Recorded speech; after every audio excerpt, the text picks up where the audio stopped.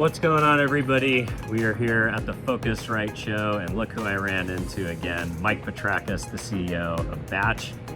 For those of you guys who don't know Batch, they are basically aggregating the experience economy, allowing groups of people to experience awesome itineraries in different cities and locations that they go to. I'm sure he'll explain it a little bit better than I can, but Mike, thanks so much for coming on. Of course. So since I butchered it, tell me exactly what Batch does. The celebration economy. What is that? Well, all sorts of good times with your friends. Hibachi chefs, party buses, party boats, private dinners. We make it super easy to plan trips, find the best experiences, the best places to stay for your group specifically, and the best private dining option. That's what Batch is all about, because life is short. We just want you to go party with your friends. I love it. Awesome. So, as the name kind of alludes, you guys started off in the Batchelor and Bachelorette party space, but have kind of moved into group travel in general. Interesting trend that I just learned is that millennials and Gen Z are now more frequently opting for destination weddings than to stay home and get married like with 300 of their friends, you know, and invite all these people and relatives that they don't really want to hang out with. They value, you know, going on trips more than, you know, staying at home, and just the difference in costs and the way that you can kind of like weed out people by inviting them to a destination wedding, and you know they'll say no, and you just get the people like your core crew, and you don't have to feel bad about not inviting your coworkers and your extended family and your friends that you don't really want to be at your wedding anyways. Exactly. So, I like that. Just curious, like, are you guys seeing anything around that from the perspective of like bachelor and bachelorette parties or like events around, you know, what they call like the rehearsal dinner? Like, it's been a while since I got married, so I kind of forget the whole tell me about that market and how that's continuing to grow and continuing to be important to you guys. So weddings, so weddings aside, I would say we just see a lot of group travel, like a big rise in leisure travel, because again, like, life is short. People just want to celebrate good times with their friends. Everybody's remote. We're in an AI first world now, you know, and like the times that people get together are fewer and farther between, especially when your job is demanding, you have kids and all these things, right? Now I'm starting to get into my own story, but my favorite times are like going to Nashville with my buddies and going on Broadway and getting the party bus and, you know, and the chef and all that stuff. And we're just seeing a rise in leisure travel because, you know, the stuff I see on Instagram right now is like dudes trying to sell me courses. I see, you know, people talking about their private plane and crazy stuff. And, you know, I just want to normalize good times. And our experiences cost $60 a head, you know, and we just surface the best experiences, the best places to stay for people that are just looking to have a good old-fashioned good time. You know, that's what it's all about right now. No, I love that. You know, it's there's another trend that I'm kind of like on the fence about, which is this idea of like the transformation economy, or like, you know, we talked about, you guys have the celebration economy. I forget the author's name, but he coined the idea of the experience economy. You know, it's not about how you get somewhere and where you stay, but it's about what you do and what you eat. You guys play into that element as well. And now there's this new kind of group of traveler that's like the Eat, Pray, Love crowd. They want to go and like be transformed in some way by like going through some like you know, some like monumental experience. You know, they, you know, drink ayahuasca in the forest and then come out a changed person. Aaron Rodgers. Exactly. And I think, you know, there's probably some like, I don't know, I find that somewhat interesting from the people that I've talked to that are partaking in those types of trips. But then there's this like, I think there's like also like a whiplash against that to what like some people are calling like the flop and drop experience, where you just like go somewhere, you drop your stuff off, and like you said, you just want to have like an old-fashioned good time. Yes. Like, you don't want flop and drop. Yeah, the flop and drop. I like that. The flop and drop is like name a new category. Yeah, that's a little bit more maybe tied to like the beach, you know, thing, like going to Miami, and like flop and drop is like flop your luggage and you're just gonna sit on the beach for three days and whatever. But you know, I think like you guys, I think kind of are in the middle of that. It's like you're not gonna just do nothing and like completely chill, but you're not looking for some like cerebral, like life-changing experience. Like you're looking just, for something in the middle where you can have a collective experience with your friends that's different and bring you all closer together. Yeah. I'm looking for getting people together, celebrating good times. Our app is a planning app, so it should facilitate just getting out of the group chat, right? Making it really easy to get going on these trips and make it affordable. And, it's like a 3 or 4 night thing, and enjoy those special moments together, man. And for the businesses that we work with, I'd love to just mention that next is like an opportunity of getting deeper into the celebration economy. We see an opportunity with all these small businesses, these chefs, these buses, these boat charters, whatever they are, to help market them effectively, because AI is just adding more fragmentation to like how to figure out your marketing strategy.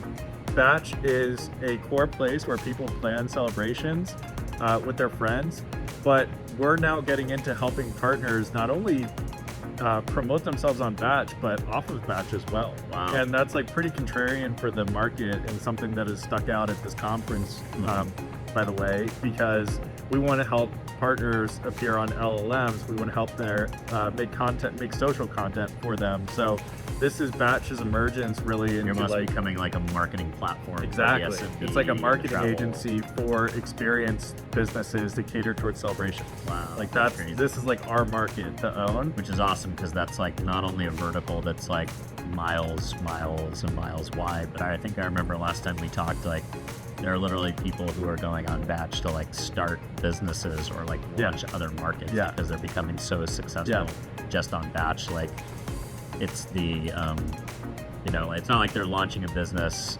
outside of Batch and then finding Batch and adding that as part of their marketing mix. They're actually seeing such traction on Batch that they're saying, okay, this is a franchisable, repeatable process that I can go launch in like 20 destinations. Yeah, I've seen bar crawl businesses, cocktail making classes, custom bartender, like cocktail cowboys.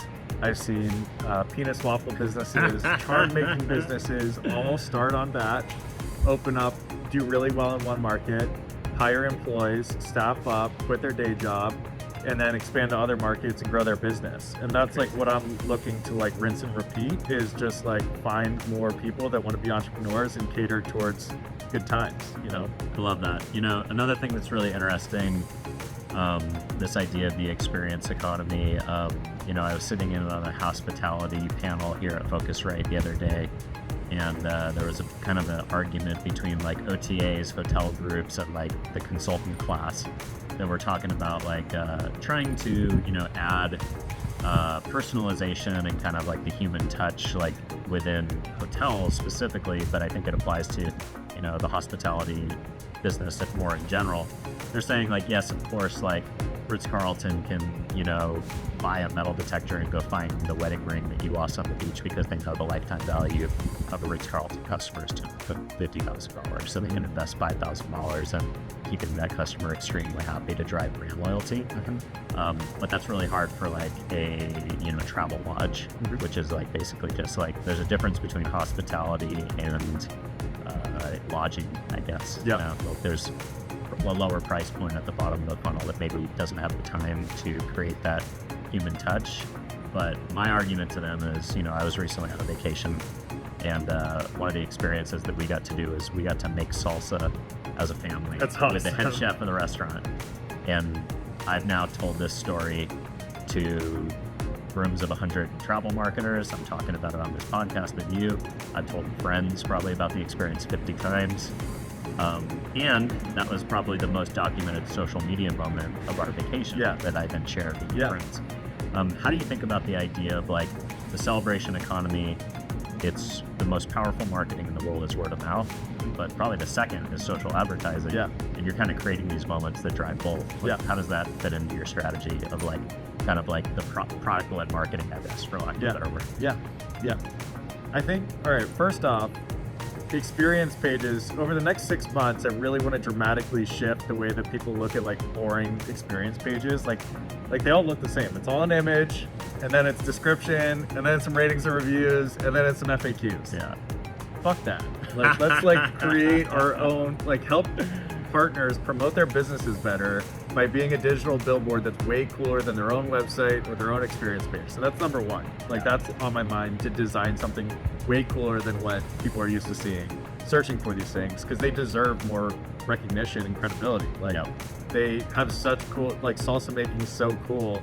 That's a hard story to tell on a boring page. Totally, yeah. So, like I don't think you could tell it without video, honestly. Yeah. So that's UGC first. We want all of our parties that go on trips to submit content back so we can surface it on the experience pages. So that's super important. We don't want to tell you what's cool. We want our parties to tell you what's cool. That's great. Right? Social proof and UGC at the same time. Yeah. It's like a review, social proof, and a customer led story. Yeah. Like slices a lot of different like elements of the Swiss Army. Yeah, and then second would be I'm looking to really go deep on content creator networks. Yeah. So for us, we're looking to highlight all of our partners' stories. What's the best way to do that? Get people boots on the ground, right? Get on experiences. Partners are going to love it because they're getting their story told, and creators are going to have a fun time promoting, celebrating with their friends. It's not promoting some CPG product. Like they are IRL having a good time. Totally. It's really interesting. Like the first place I met you and the first conference that I went to for the travel industry was actually the Arrival show. Yeah. And what was like really eye-opening about that show is like a lot of these tour operators became creators during COVID because they couldn't do tours and they could only go out and like do tours on TikTok to like virtual people. So a lot of these guys, I mean, when you bring people on a tour 4 or 5 times a day, or you bring people out on a kayak tour, you bring people hot air ballooning, you kind of like develop that muscle of a content creator. Yeah. Because you're telling the same stories over and over again. You hit certain beats, you know where to get the laugh. Like, right. And like I mean, True. one of the most successful creators is Pierre McKinnon, who's a photography creator in Canada. He was a stand-up, he was a magician before he became a content creator. Good. So I think there's something there to like the idea that these tour operators are almost like content creators in training. They just haven't had the camera shined on the way that with the high production and all that stuff. So, yeah, we're just trying to tell their story. Go. Awesome. Well, Mike, thanks for coming on as always. Thanks for saying hi. Enjoy the rest of your show. This was fun, man. Where should people go to learn more? I'm posting a lot on LinkedIn lately. I will be building up my personal IG too, but just Mike Petrakis on LinkedIn for now. I'm telling partner stories there every week. Let's go. Bye.